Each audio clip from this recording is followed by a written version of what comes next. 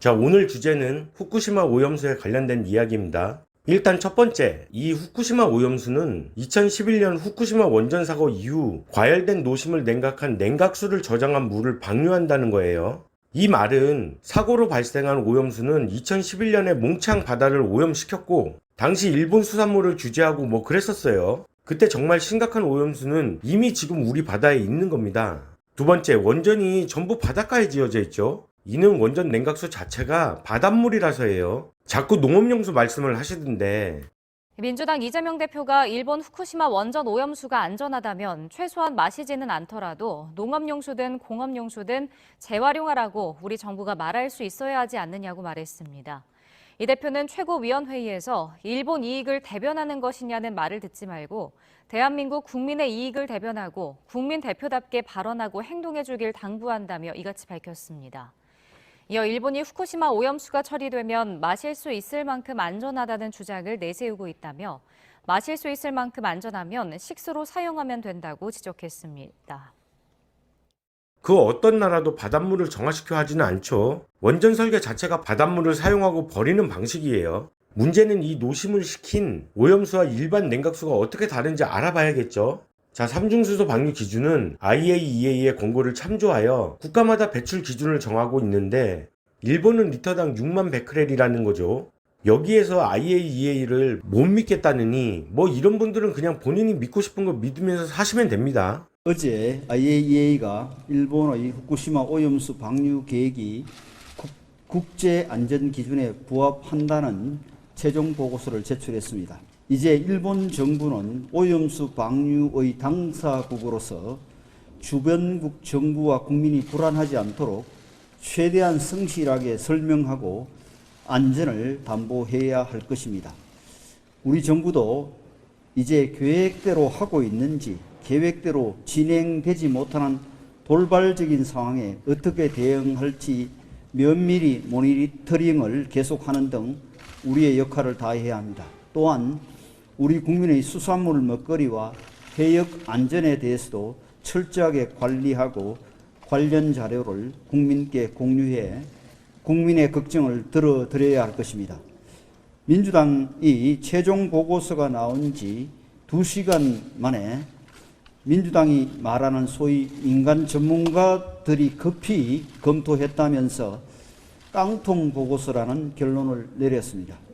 민주당은 11개 국가의 최고 원자력 전문가들이 2년간 현장과 각종 시료들을 검증하여 내놓은 보고서를 뒤엎을 만큼 신뢰할 수 있는 검토라고 자신할 수 있습니까?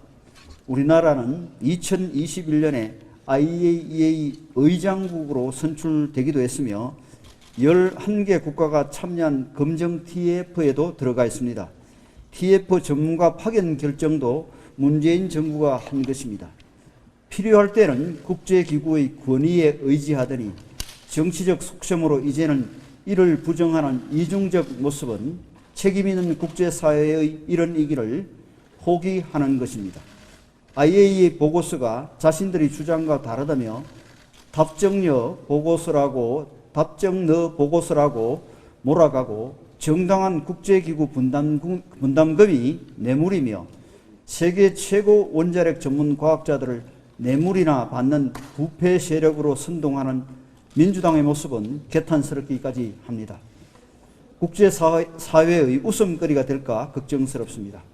우리나라는 일본과 지리적으로는 가깝지만 해류학적으로는 지구상에서 가장 먼 거리에 있는 나라 중에 하나입니다.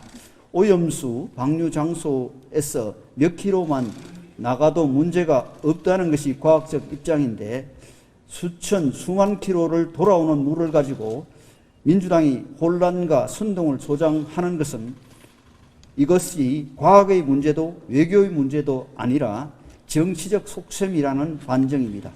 국익이나 민생은 내팽개치고 총선 승리에만 매달려 혼란을 조장하여 이익을 보려는 세력, 대한민국 국민의 수준을 우습게 보는 괴담 선동 정치는 이제 반드시 끊어야 합니다.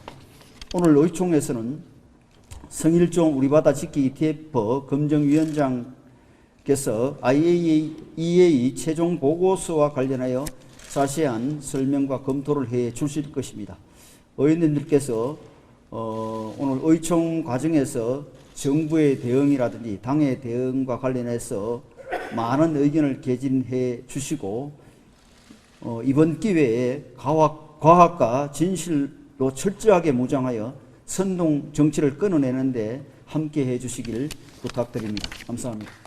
자, 그럼 이 세 가지를 가지고 이야기를 해보자면 1차로 원전 사고 때 방류된 것, 그거 그대로 우리가 먹고 살았어요. 사실 이게 가장 팩트인 거죠. 문제는 이게 먼 훗날 어떤 영향을 미치는가, 현재 단계의 현재 기술력으로 예측만 할 뿐이죠. 뭐 나중에 어떻게 될지 모르겠어요. 이 원자력 발전소를 이용한다는 것 자체가 각 나라들이 이 기준들을 동의하고 그래서 이 방식들을 채택한 거예요. 그러니까 지금 이슈된 모든 것들 근본적으로 원자력을 반대하는 것이라고 보면 되겠죠.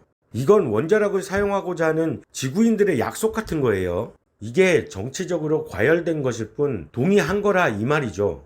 다만 궁극적으로 저 방식이 맞느냐 하는 겁니다. 잘못된 것일 수도 있겠으나 현재로서는 선택의 여지가 없다는 겁니다. 여기 표를 보면 아시겠지만 삼중수소 배출량이 일본이 압도적으로 많은 건 아니에요. 그리고 서해에 정말 많은 원자력 발전소가 있죠. 여기에 방류하는 것들도 엄청나다는 거예요. 중국만 봐도 이 정도입니다. 이러니 제 채널이 인기가 없지만 저는 그렇게 생각합니다. 방류가 결코 좋은 일은 아니다. 그러나 현재로서는 어쩔 수 없다. 이거죠.